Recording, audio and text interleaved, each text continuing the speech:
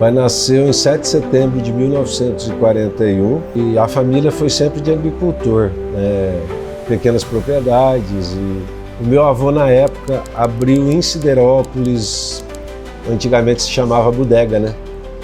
Que vendia pinga, algumas coisas nesse sentido, e o pai sempre ajudou ele nessa bodega. Além de trabalhar na roça, o pai já começou muito cedo a vida de comerciante, né? Desde o começo ele pegou muito gosto pelo comércio. E ele sempre falava assim, que ele preferia 1000 vezes trabalhar na bodega do que puxar a enxada na roça. Ele se sentia melhor trabalhando dentro do comércio. Eu não vou lembrar com exatidão o ano que eles se mudaram para o Paraná, próximo a São Miguel do Iguaçu, uma comunidade chamada Laranjita. Lá, ele e a minha mãe abriram na própria casa deles. As minhas irmãs Marli já era nascida, logo após nasceu a Marilisa. Ambas nasceram na bodega, né, no parto, não foram para o hospital. E era aberto finais de semana somente. Então eu trabalhava durante a semana na roça e finais de semana abria a bodega. Plantavam milho, mandioca, mais subsistência mesmo do que propriamente para venda, né? Eles viviam do que eles produziam. No começo ele começou vendendo doces, tipo teta de nega, aquela mandolac, suspiro, cervejas que ele vendia gelada, ficava dentro do poço artesiano. Poço artesiano é um poço comum, dentro de um balde, puxava para servir a cerveja morna para os clientes. Tudo começou a dar mais certo por causa dessa bendita geladeira a gás aí, pelo que ele me contou.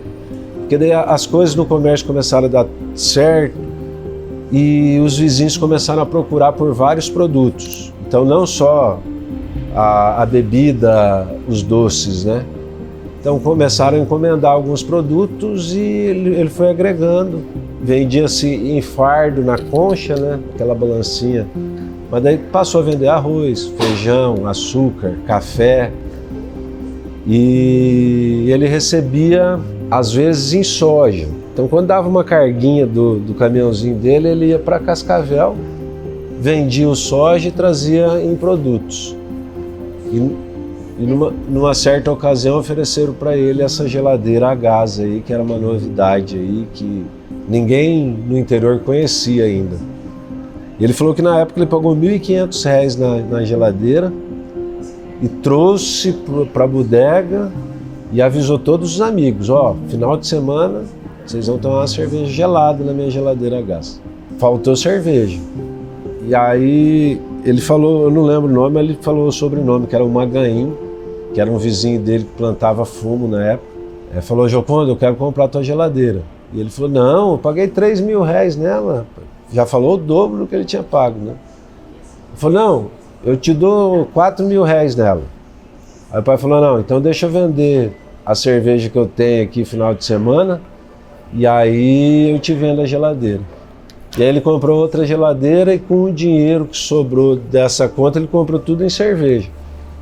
E ele acredita que a partir daí que ele começou a ganhar dinheiro. Ele sempre foi muito, muito comerciante, assim, desde novo. Foi aí que o seu Beppe viu nele um potencial e chamou ele para ser sócio em São Miguel do Iguaçu, na Casa Aurora, que a razão social era Sangalete e Delmoro na época. Ele lá no Laranjita, né? Então ele trabalhava ali com meu nono e na roça, e o nono tinha dado de presente, o nono do Ilho tinha dado de presente de casamento Sacharete para ele, então ele viu ali uma oportunidade já de negócio, ele comprava, pegava, né, os cereais da turma e fazia como se fosse um frete, né? Que eu digo hoje, né? Então ele levava lá para os armazéns, levava para a cidade, São Miguel ou Medianeira, e quando ele voltava carregado com a cachaça, com a cerveja que ele gelava no poço, que depois veio, né, a geladeira de gás, e daí ele começou a trazer docinhos, daqui a pouco as esposas literalmente dos cachaceiros que ia lá, né, todos os dias tomar uma cachaça e jogar baralho, eles jogavam muita canastra, então a turma começou a se reunir nesse armazém. E as esposas começaram, né? Ô, Dona Lourdes, por que tu não traz umas coisas pra gente também, umas coisas diferentes? Aí a mãe começou a agregar algumas coisas, que nem dizia ele, não era... Eu tenho uma história engraçada dele, que a gente tinha um fax e ele dizia assim: a mãe vai mandar uma lista de rancho pro teu pai. Então eu passava a lista do rancho, do fax de Cuiabá, do escritório de Cuiabá, para Alta Floresta. E um dia ele me ligou: isso não é nem um rancho, é um baracão, eu nunca vi um trem tão grande assim. E sempre era o jeito assim dos dois também, sabe? Era sempre um bom humor, uma leveza, assim, as nossas memórias deles, né, quanto família e com a gente, assim, de muita riqueza. Então, quando a gente se mudou mesmo para Lucas, que depois de Cuiabá a gente veio morar em Lucas, ele falou assim que ele ia fazer a casa grande, que seria a casa da mãe, e a ridícula, que seria a edícula, que ele chamava de ridícula porque ele, né, ele não conseguia falar às vezes as palavras direito. Então na ridícula era o canto dele. Então ele dizia assim: Lourdes, tu manda ali na casa grande e eu mando aqui na ridícula. Então ele fazia as festas e a ridícula era separada. Então ali ele fazia as festas e jogava baralho, e vinham os amigos de Santa Catarina. E o pai sempre foi muito festeiro, muito alegre, sempre gostou de reunir família, amigos, enfim, ele era um ser humano excepcional. E a minha mãe do jeito dela também, mas quando juntava os amigos, que era mais para cachaça, para madrugar, aí ela já estava numa fase que não gostava tanto, né? Mas era super mãezona, tipo, recebe os netos. O Bruno, que era o neto mais velho, a Amanda, neta mais velha, não gostava de coco, então ela fazia um bolo de cenoura para ela. Aí o Bruno gostava de coco, aí ela fazia o prestígio. Eu sei que quando vinham os 7 netos, né, era bolo de tudo quanto é tipo, assim, que ela fazia, porque ela sempre quis agradar e ela gostava de receber também. Mas, né, com o tempo, acho que perdeu um pouco do brilho de tanta festa, tanta bagunça. Ele namorava com a mãe e ele acabou casando com a mãe no Laranjita. Quando eles mudaram para o Paraná, ele tinha bodega no interior, ele acabou sendo conhecido. Todo mundo comentava desse Jocondo que tinha a bodega lá no interior e que era muito comerciante. E aí o seu Beppe passou lá para conhecê-lo, viu nele esse potencial e chamou ele para ser sócio. Se eu não me engano, ele tinha 3 boi, ou 3 juntas de boi, não mais que isso. Ele vendeu os boi e o dinheirinho que ele tinha guardado durante esse tempo todo para ser sócio do seu Beppe lá em São Miguel do Iguaçu. Aí ele deixou de ser da bodega e passou a ser sócio de um varejo, de um supermercado.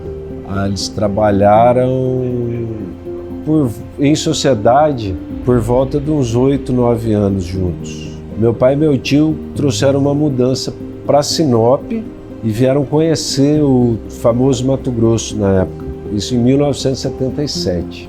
Tinha um planejamento de uma nova cidade em Alta Floresta, que era o seu Ariosto da Riva, que era o colonizador, que conhecia o pai pessoalmente e convidou ele para conhecer. E eles vieram para Alta Floresta, passaram em Sinop, deixaram a mudança, foram para Alta Floresta, e o seu Ariosto ofereceu uma área para eles montarem um negócio. O pai, na volta em Sinop, ele levou 2 mudanças de volta para o Paraná. E ele falou: Ney, trouxemos uma, estamos levando 2, acho que nós vamos para Alta Floresta. Senão, talvez a história do Dalmoro tivesse começado em Sinop, antigamente, em 1977. Vieram o Antônio, meu tio, e o Ney, e o pai continuou sócio do seu Beppe no Sangalete, lá em São Miguel do Iguaçu, no Paraná, e vinha esporadicamente. Quem começou o negócio em si foi o Tonhão e o Ney. Na verdade, o Ney e o Tonhão. Em 1978, abriu a primeira loja, que era a Casa Aurora. O pai viu a necessidade de expandir, de crescer, de aumentar, porque o movimento estava muito grande. Estourou o garimpo na época, então o que chegava se vendia e não tinha lugar de armazenagem. E na época o seu Beppe Sangalete estava meio reticente, com medo de investir no Mato Grosso e com vontade de investir no Paraná. Foi aí que surgiu a separação. Então, o Sangalete e Delmoro, que era a Casa Aurora, passou a ser Delmoro e Delmoro lá em Alta Floresta, e o grupo Sangalete continuou sendo Sangalete lá em São Miguel do Iguaçu, Sangalete. Em 1983 a gente inaugurou o primeiro supermercado mesmo em Alta Floresta, que ao lado da Casa Aurora, na verdade, assim, foi construído um mercado novo, na época moderno, grande, assim, e logo depois veio a Piacás. E aí as coisas foram acontecendo gradativamente. Ai, a mercearia, olha, nós viemos embora, eu e Maurinho, nós tínhamos 10 anos de idade. Então, com 11 anos, a gente estava trabalhando na mercearia. Me recordo a mãe comprou aquelas máquinas de frango, sabe, a geladeira de cachorro, e daí a gente ficava fazendo os frangos em casa no final de semana. Nossa, recheei muito frango e costurei muito frango, porque ela não aceitava no palito, você tinha que costurar no barbante.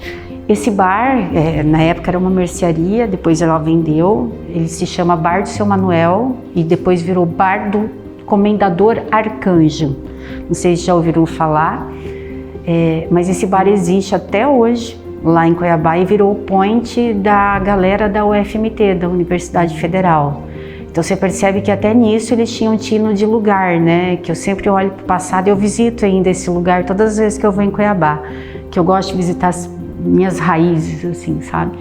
E eu falo, nossa, você vê, né? Eles escolheram um lugar que hoje virou um dos points mais agitados ali, mais conhecidos, sabe? Dentro do bairro ali do Boa Esperança, né? Em Cuiabá. Ah, minha mãe, como posso te dizer, minha mãe era extremamente protetora, era uma mãe extremamente cuidadosa, zelosa, brava, muito brava, sabe? Meus sobrinhos mais velhos, né, que tem essa memória dela, minha filha infelizmente não a conheceu, minha filha tem o nome da minha mãe, inclusive, e eles falam, nossa, a avó, ela era muito querida, muito amorosa, muito, né, fazia todas as coisas, mas na hora que ela batia a mão na mesa, o trem era sério, sabe? Então ela era bem brava, assim. Mas minha mãe era uma figura e muito trabalhadeira, né? Sempre trabalhou muito do lado do meu pai. Eu tenho, assim, muitas fotos e muitas memórias de todas as inaugurações, desde sempre. Ela sempre junto do pai. Ela abdicou de trabalhar nesse período para ficar cuidando dos filhos, né? Mas lá no Paraná, enquanto ela esteve no Paraná, ela sempre trabalhou. Minha filha se chama Maria de Lourdes, igual a minha falecida mãe. Porque quando eu estava grávida de 3 meses, a minha mãe faleceu. Desculpa. Para mim foi um baque muito grande, porque eu tive uma gestação de risco.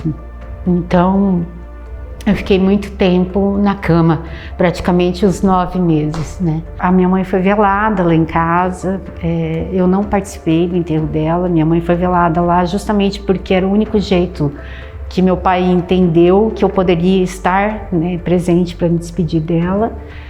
E daí foi uma tristeza sem fim, assim, né? Uma coisa que eu vivi que até hoje é difícil para mim falar da morte dela. A do pai parece que foi... A gente fala que morte nunca é fácil, né? Mas a do pai, como ele vinha tão doente e a gente vinha vivendo, eu sempre me apeguei, a gente diz, eu e o Mauri principalmente, a gente falava, enquanto tiver 1% que o médico diga que é possível o pai viver, a gente vai se apegar nesse 1%, né? Então a gente vinha lutando junto com ele, mas principalmente ele. Meu pai foi um homem extremamente guerreiro e assim, ele tinha um bom humor e uma força que eu digo que no leito de morte dele ali, ele sofrendo do jeito que ele estava, ele ensinou tanto pra gente sobre bom humor, sobre não desistir de viver, não desistir de lutar. Ele foi muito guerreiro. Meu pai ficou 3 meses acamado só em São Paulo, foram mais de 60 dias, né, de UTI. Foi entubado, foi desentubado, foi para hemodiálise, tirou hemodiálise. e lutou como um guerreiro que sempre foi, sabe? E na hora que ele cansou, ele só disse, né? Ele disse assim, olha, o pai cansou. Eu tive a oportunidade de acompanhar o pai nos últimos 1 ano e meio, 2 anos, depois que ele ficou bem doente, assim, eu acompanhei bastante ele em Cuiabá. E aí um dia ele me agradeceu, assim, falou, filho, eu queria te agradecer e agradecer às suas irmãs, seus primos, porque depois que o teu tio e a mãe partiram, eu não imaginava que ia continuar crescendo, né? E aí eu te entreguei com 11 lojas e hoje a gente está inaugurando a 20ª, que foi a Rota do Sol. O senhor me entregou com 11, mas o senhor comprou as Casas Aurora 11, mais 5 são 16. E as outras 4 nós construímos com o dinheiro das 16 que o senhor construiu, então eu não fiz nada. A única coisa que eu fiz foi não quebrar, mas é muito mais fácil você pegar o barco andando da forma que vocês entregaram do que começar uma história igual o senhor começou. Então, assim, o senhor não tem que agradecer absolutamente nada, porque realmente, se o senhor tivesse à frente, ia acontecer talvez até melhor, né? Me deixou assim bastante emocionado, porque eu perguntei para ele se ele tinha ideia de quantos funcionários nós tínhamos, né? Eu falei, deve ter uns 1.000. Eu falei, não, pai, nós temos quase 3.000 funcionários. Eu falei, o senhor já parou para pensar que o senhor alimenta mais de 3.000 famílias e começou lá pequenininho lá atrás, e hoje, filho, até hoje eu não acredito que Deus me deu tudo isso, porque eu nunca imaginei que um dia a gente ia ter 20 lojas. Eu sempre sonhei em ser dono do meu negócio, então o meu sonho era uma loja, né? Eu era dono de uma loja já, para mim já estava bom, só que graças a Deus, Deus abençoou e a gente cresceu. Se teve uma homenagem em vida que prestaram a ele, que encheu o coração dele assim de alegria, você não tinha noção do que foi para ele esse vinho Giocondo, sabe? Ele ficou tão feliz, para onde ele ia, ele carregava uma caixa do vinho seco, demi-seco e o suave. Ele carregava todos para ele ir distribuindo para todo mundo. E no hospital ele falava, né? Ele falava da empresa e, claro, sempre a gente ficou os 4 filhos, nós ficamos o tempo inteiro com ele lá. Então ele sempre falava da empresa, né? De tudo, isso e aquilo. E daí ele falava, vocês gostam de vinho? Daí assim, um falava, eu sou evangélico. Então tu toma o doce ou tu dá para um vizinho, porque eu vou mandar vinho. Aí eu liguei para o Eriton, que é o gestor aqui da loja, uma das lojas aqui de Sorriso, e falei, Eriton, me mande uma caixa de cada um. Para o Ceasa, que nós temos um box, né, 2 boxes lá no Ceasa em São Paulo, e o Paulinho, que é esse funcionário nosso, levou lá para o hospital para ele distribuir o vinho Giocondo para os enfermeiros, para a enfermeira, para a fisioterapeuta, para os médicos, e ele saiu distribuindo o vinho dele, que era a alegria da vida dele, era ter esse vinho com o nome dele. Foi em janeiro de 2021, é isso mesmo. Porque daí a gente já construiu o Del Norte e ao fundo nós fizemos o centro de distribuição, que era o sonho do falecido tio Ney, porque o tio Ney dizia que a gente perdia em negociação por volume, porque daí você comprava 100 caixas para uma loja, 100 para outra, 100 para outra, 100 para outra. Ele falou, vamos pensar, se a gente juntasse tudo num único lugar, o poder de negociação de 100 para 1.000 caixas seria melhor. Então era o sonho dele, tanto que era o sonho dele ele vir morar em Sorriso para ele fazer essa gestão do centro de distribuição. Ele iria transferir todo o departamento comercial, porque ele comandava também o comercial lá em Alta Floresta na época, e ele veio a falecer. Então foi aquele momento também que a gente se apegou, todo mundo, e chamou todo mundo para dentro, os herdeiros também, né? E dissemos, olha, agora que, né, o nosso pai ele já tinha perdido o brio com a morte da mãe. E o tio Ney sempre dizia, sabe, eu não tenho mais teu pai, hoje o tio tá meio que sozinho com vocês. E a gente também abatido, né, com a morte, né, da mãe, e ele dizia sempre chorando, olha, vocês precisam voltar, o tio tá ficando cansado, né, e a gente voltou, né, aí perdeu o tio. Aí a gente falou, pronto, e agora? Agora, daí todo mundo perdeu o chão tudo, né? Porque daí o pai já não estava muito. Aí perdemos o tio Ney também, então nós chamamos todo mundo da família e dissemos, olha, literalmente, ou vocês caem para dentro ou a gente vai ter que trazer gente de fora. Então naquela época a gente criou um conselho administrativo que foi muito na família mesmo, né? Tipo, o que a Mari aprendeu mais? O que o Mauri aprendeu mais? O que a minha irmã, que é a Preta, que é a mais velha, a Marli, fazia? Ela sempre foi o financeiro da empresa, então até hoje ela é a diretora financeira do Grupo Del Moro. Aí o que a Mari fazia? Eu ajudava, eu era gestora de loja, mas meu tio já estava começando a me colocar fazendo a gestão não só da loja onde eu gerenciava, que era de Lucas, mas cuidando da gestão de resultado das despesas de outras lojas. Então, construindo lojas, desenhando projetos. Eu tenho meus rolinhos dos projetos ali, alguns, eu trabalho nisso até hoje, mas eu aprendi com ele. E o pai, essa vontade de crescer, eu aprendi muito com ele. Tanto é que se não tivesse hoje essa diretoria, talvez a gente já teria quebrado, porque eu sou igual ao pai, eu tenho vontade de abrir bastante loja, de crescer. Só que os tempos hoje são um pouco mais difíceis. Mas a gente continua crescendo, ano que vem vamos ter uma unidade lá em Sinop, estamos reformando em Lucas, mesmo devagarzinho aí a gente está crescendo e vai continuar crescendo.